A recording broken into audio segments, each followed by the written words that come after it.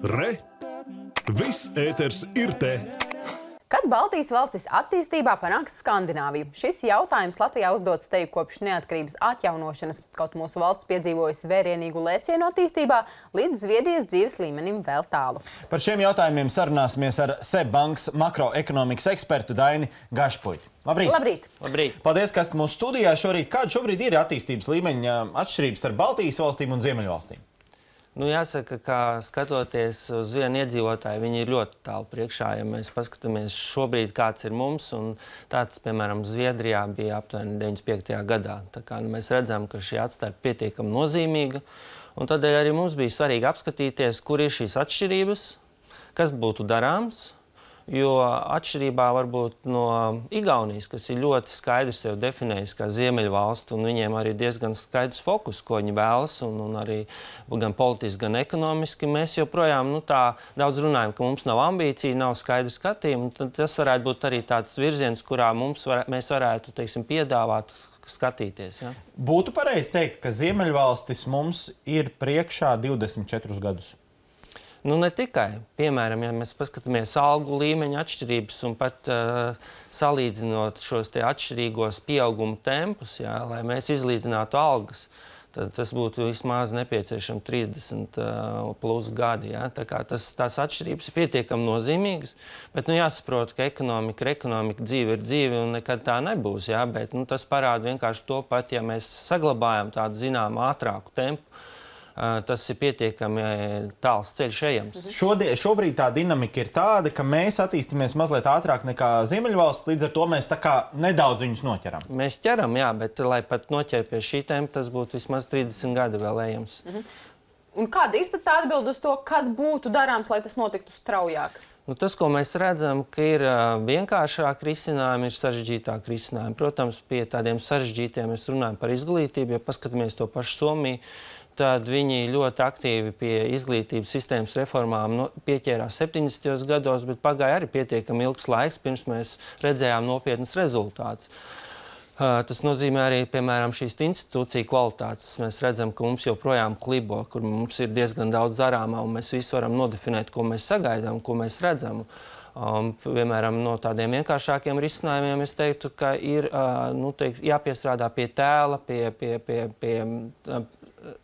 tirgošanas spēju attīstības, jo mūsu uzņēmēji jau pa šiem laikiem ir iemācījušies ražot pietiekami labus, pat izcils produktus un pakalpojumus, bet mēs joprojām bieži, ja tā teikt, to neprotam pārdot, kā, piemēram, to skandināvu dara. Ja? Pietiek pieminēt skandināvu dizainu un jebkura lietiņa jau iegūst citu vērtību.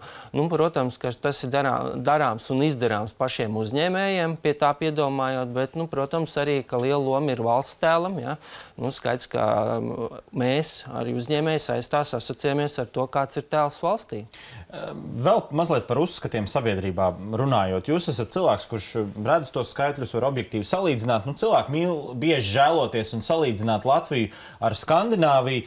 Kaut Latvija ir piedzīvojusi milzīgu attīstības lēcienu aizvadītajos 30 gados kopš neatkarības atgūšanas. Vai vispār ir objektīvi gaidīt dzīves līmeni tuvāko gadu laikā tādu, kā ir Skandināvijā? Tas, man liekas, ir jāsaprot cilvēkiem, ka arī pēc mūsu sarunas saprotams, ja tā atšķirība ir 30 gadi, tad principā objektīva apsvēruma dēļ neviens pie tā nav vainīgs. Mēs šādu dzīves līmeni vienkārši nevaram gaidīt, jo Skandināvija ir attīstījusies 10 gadiem ilgāk nekā tas ir bijis iespēja Latvijai, vai ne? Jā, nenoliedzam, bet tas varētu būt labs fokus, jo, protams, ka Skandināva tie ir, tā teikt, pasaules labākās ekonomikas un sabiedrības, kur mums uz ko tiekties.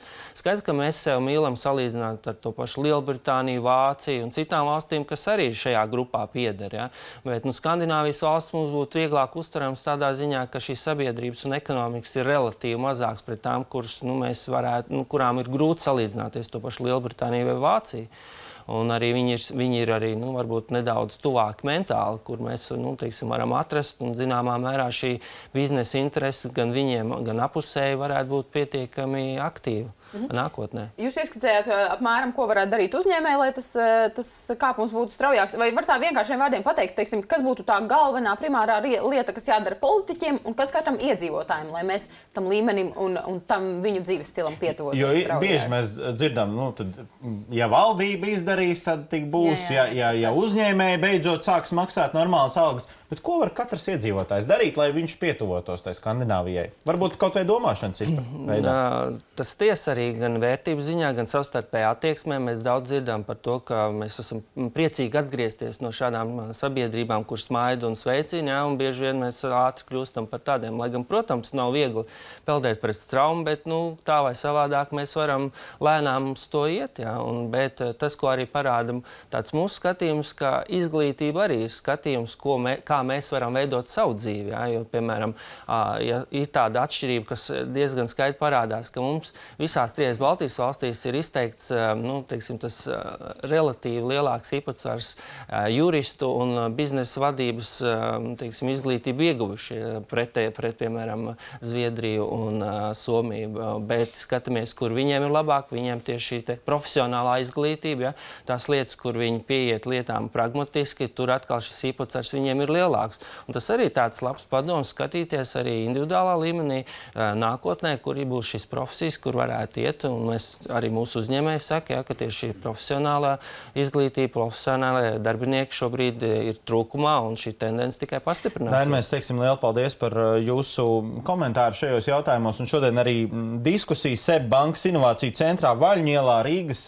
centrā, Vecrīgas sirdī, 1 dienā. Tā kā, lai veiksmīga diskusija un lai daudz jaunu atziņu tieši par šo tēmu. To varēs vērot arī Facebookā, tā kā visi interesanti droši varat skatīties attālināt arī.